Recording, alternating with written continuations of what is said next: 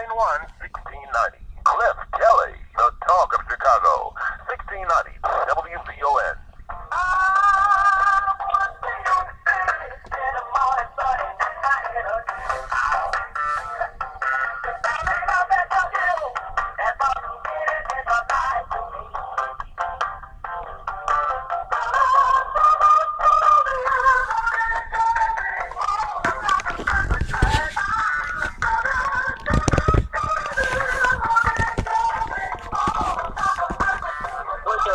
On the talk of Chicago, 1690 WVON. I'm Cliff Kelly. It's Wednesday, midweek Wednesday, October 28th.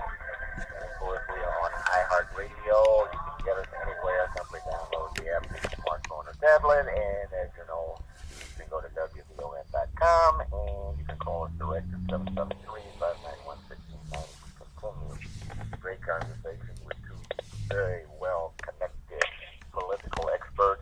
We have Mr. Richard Fair, who was recently named Monroe County's field manager for the Michigan Republican Party.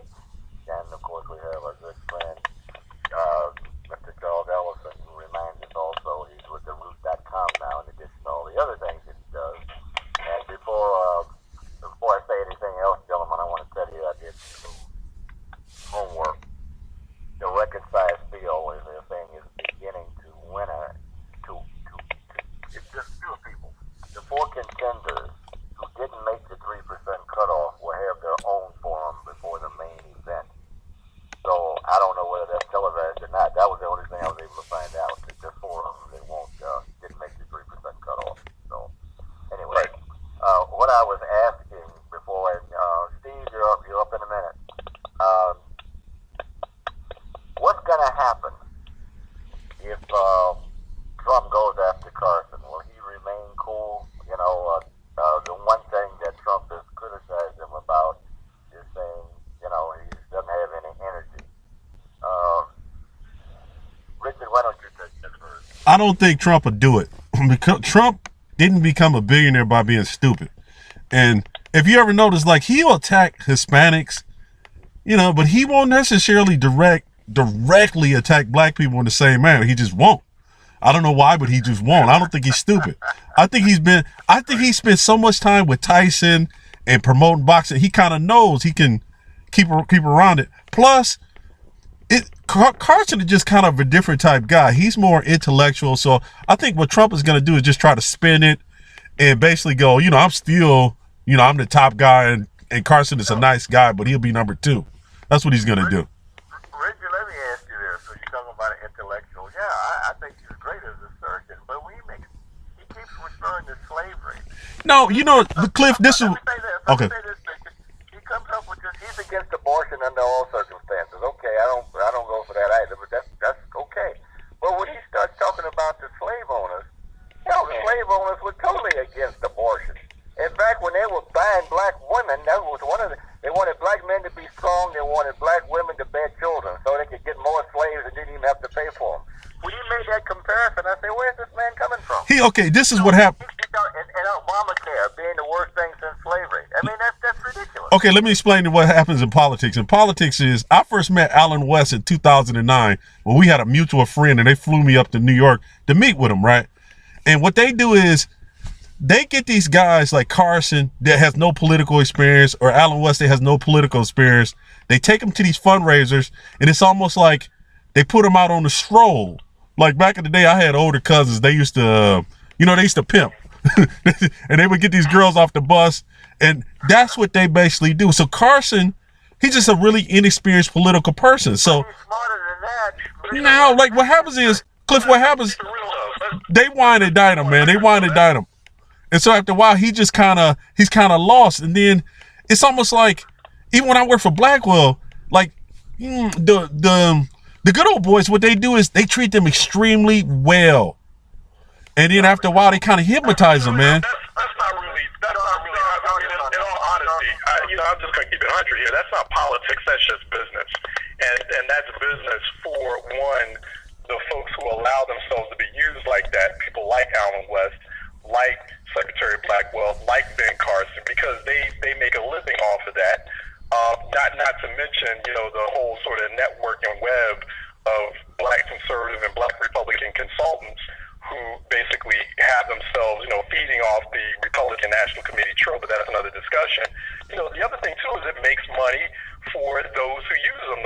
Republicans who use them. Therein lies the problem.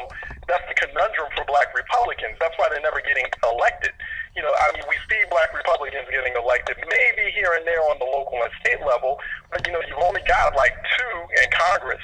I mean, in the House right now, and only 1 in the Senate. They're not getting elected on a large scale on the federal level or in those major statewide offices that count. It's because of that kind of business relationship where white conservatives or white Republicans are using black Republican tokens to look good in front of base conservative or base evangelical audiences who love to see that kind of rhetorical tap dance, who love to see folks like Ben Carson spew out all this kind of, you know, this sort of nonsensical rhetoric that really doesn't make much sense. You know, and going back to your question, Cliff, I mean, yeah, of course Trump is not going to attack Ben Carson because he feels like he really doesn't have to. I mean, at most, he might try to poke some holes in some of Carson's already shaky policy arguments. I mean, it's just very shaky. I mean, he's been putting a policy platform together on the fly. I mean, from what we've seen. And 2, Trump doesn't want to attack Carson because, you know, right now that's like Carson is the white Republican electorate's token boy. I mean, they just like the way he sounds. He validates for them the way they feel about black folks or how they talk about black folks in the comfort of their own living room. And so he validates that. And so, you know, Trump doesn't want to ruin that. He doesn't want to ruin that good feeling that the white Republican electorate right now is having for Ben Carson. Okay, guys, great. Let me take a call. Calling from the Gold Coast. Steve, thank you for holding. Thank you for taking my call. I couldn't agree with the gentleman more so. I mean, the Republican Party and conservatives in general want to be able to roll out someone like a Ben Carson. So to roll out someone and say, well, this is someone who came up from nothing and became a distinguished surgeon. So therefore, if he can do it, you know, you should be able to do it. And, you know, all of these social programs, all of this other nonsense that, of course, Republicans don't like and don't want to fund really isn't necessary. It's all about hard work and character. And look, here's the guy who proves that that is the case. And so that's exactly what Ben Carson is. But it begs the question with regard to running for office because I hold a doctoral degree in political science. I wouldn't think anyone would hand me a scalpel and say, go to work, Steve, in the operating room. What does my degree have to do with surgery? What does being a distinguished medical doctor have to do with public policy? Nothing. And Ben Carson has demonstrated that fact. Now, I firmly believe that, you know, this is the year of the outsider, at least initially. You've seen a lot of surge for Bernie Sanders. You've seen a lot of surge for Trump and people like Carson because it's anything but the establishment for a lot of people today. And I will say that when people are polled, you know, many of them don't want to admit that they're really ignorant about a lot of these issues and candidates. And if there's someone whose name they actually know, it's someone like a Trump. Trump has been part of our sort of cultural body, shall we say, celebrity journalism for 30 plus years. So when you're asked the question, how many people know Marco Rubio, know a Ted Cruz? But, you know, when you ask them, oh, what about Donald Trump? Oh, wait, I've heard of that guy. Yeah, I like him. He's a billionaire. Well, forget the fact that, you know, he was a wealthy man to start with. He's gone bankrupt numerous times. But the fact that he's wealthy and I know him, you know, he's been on the cover of People magazine, so therefore, hey, I'm going to go with this guy. So I firmly believe that's why. Steve, let me answer this and then we'll go back to it. If, in fact, Trump wins the nomination, some people even say that he would ask Carson to be his vice presidential candidate. Do you agree with that? I mean, it would be like giving the Democratic Party an early Christmas and birthday gift.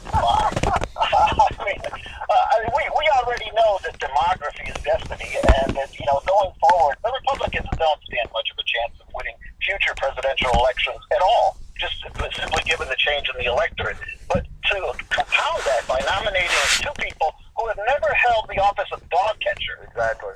number 1 and 2 position. I mean, sooner or later, you know, keep in mind that independents are the largest growing constituency in this country, and they're the ones who vote Republican sometimes, Democrat other times. They voted for Ronald Reagan in the 80s. They voted for Bill Clinton in the 90s. Those people are not going to vote for a Trump-Carson candidacy. And lastly, and this is important, you know, if you need any more evidence, just wait for the first debate featuring a Hillary Clinton versus a Donald Trump. Could you imagine that debate and how embarrassing?